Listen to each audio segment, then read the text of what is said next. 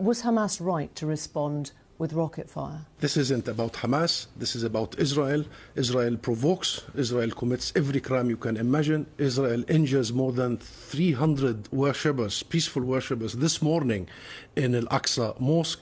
Israel evicts people of their homes, continues with its sheer violations of the very basic rights of people, and then they try to blame the react rather than the act. And we must really visit the root causes of all this, and the root cause of all this is Israel's insistence on the very denial of people's basic rights. Tonight, as we speak, Emily, people are demonstrating in Palestine all over, including cities inside the Green Light, in 48 Palestine, in Jaffa, in Haifa, in Nazareth. Why do you think people are demonstrating? They're fed up. Do you condemn the rocket attacks by Hamas? I condemn, and I condemn Israeli aggression. I mourn for the 20 people who were murdered in Gaza only tonight. 9 of them are children.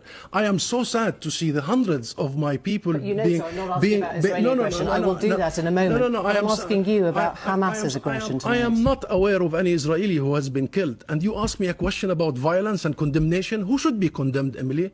Who should be condemned? Did you see the images of the 9 children being dissipated in Gaza tonight? Who should be condemned? And then the UK Foreign Secretary is quick to condemn Hamas and never to condemn the Israeli atrocities on a daily basis. We are sick and tired of the double standards, and we have to call it right. Always the story begins when Palestinian reaction happens, as if it started with Hamas. Look at your question. Your question is about Hamas, rockets. But that's because I'm talking to you. No, Emily.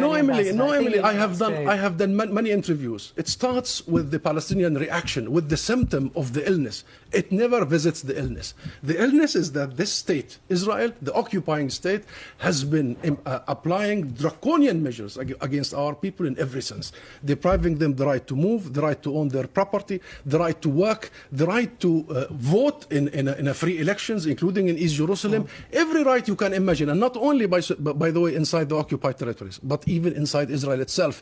There is a Knesset law that has deprived our people inside Israel their basic rights of having self-determination. This whole system has been built. Endemic in it is the racism, endemic in it is the vulgar ultra-nationalism. That's why you get people trying to defend their dignity. This is about Palestinians. This is about Israel insisting that we are second-class, not even citizens.